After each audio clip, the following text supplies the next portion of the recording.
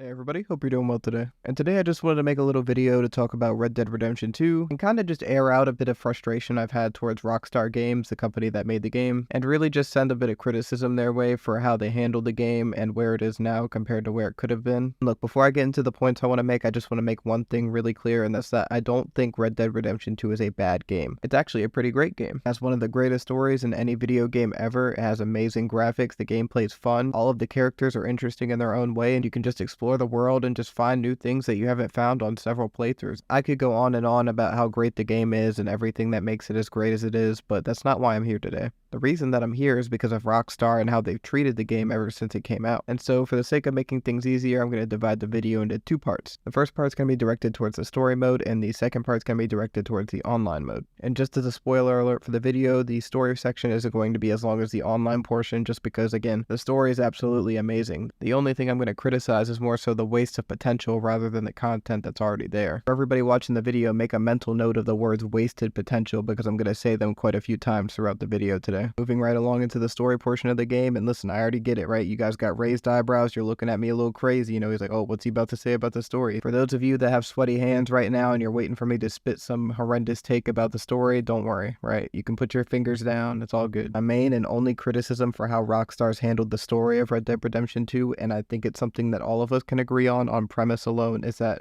if any game deserved DLC, it is Red Dead Redemption 2. I only say this now because I feel like enough time's passed to where we're probably not going to get a new expansion or DLC for Red Dead 2, but I would go as far as to say it is wasted potential and a missed opportunity for us not to. And I can already see somebody's argument in the comments. They're going to be like, oh, your only gripe with the story is that they didn't have DLC. What's wrong with you? The game is perfect the way it is. And it's for that reason that I was very careful with the wordage that I used when describing it as a problem and more as a missed opportunity rather than an inherent flaw with the current story. It's more of a missed opportunity and more of a waste of potential than it is something wrong with the game. My argument isn't that the game is bad without DLC, it's that it would be better with it. And I'm sure you can make that argument about a lot of games. You can make that argument about God of War, about any game. I understand on principle it seems pretty simple, but when it comes to Red Dead Redemption 2, there's layers to it. If you search up Red Dead Redemption 2 DLC in the search bar of YouTube or any website, you will find tons of pings, people that are either waiting for it, maybe less now than there were when it came out, but of people just wanting DLC for the game. I mean, here, look, you don't have to take my word for it. Let me give you a sales pitch, right? Let me go step into the kitchen, I'm gonna put these oven mitts on, I'm gonna cook you guys up a new Red Dead 2 DLC. Ready? Here we go. The new Lone Outlaws DLC will feature 3 different side stories. The first being you get to play as Micah Bell meeting Dutch for the first time.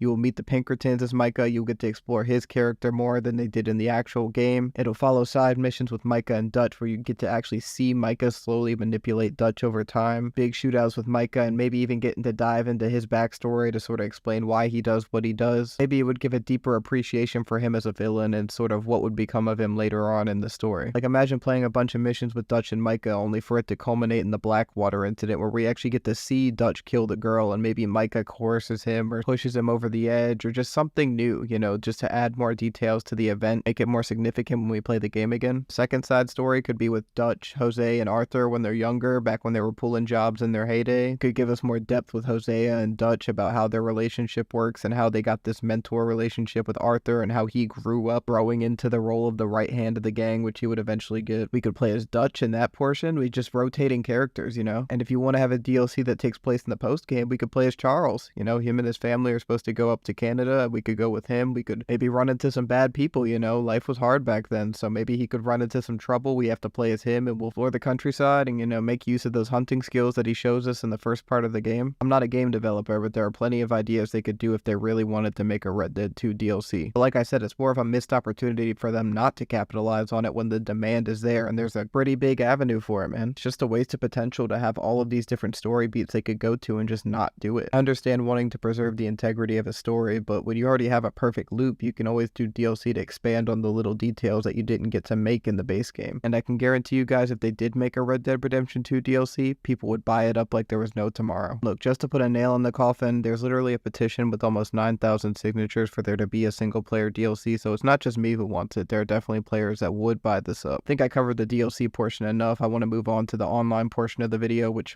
this is going to be a lot more negative than the story portion, I'll tell you that right now. Alright, so Okay, Red Dead Redemption 2 Online. If I had to describe it in one word, I would say forgotten. Much like the great empty plains we traverse in the story mode, the online mode is even more empty. There's not much content added ever. The most common shit will be like, oh, just do bounties this weekend because if you do, you get 2 times XP and some extra money thrown your way. And it's like, dude, this isn't really fun, you know? I will give credit where it's due. You can definitely find some fun in the online mode. If you have friends to play with, you can go lasso people and drag them around. You can get in shootouts, gang wars. I get all that, right? Compared to like GTA Online where they get updates every like 3 months, it feels like the difference is pretty night and day. Rockstar absolutely plays favorites when it comes to its kids, and GTA Online definitely isn't the favorite between the two of them. I know GTA 6 is kind of the move now. Nobody really cares about Red Dead 2 because things aren't going to get better, but I feel like it's still free to criticize, you know? You should be able to want the best thing for what you're spending your money on. And I feel like with Red Dead 2, if you're trying to pitch the game to your friend, you can't just be like, yeah, the game's great. You have to be like, well, the story's great, the online mode's kind of mid, and I just feel like it shouldn't have to be that way.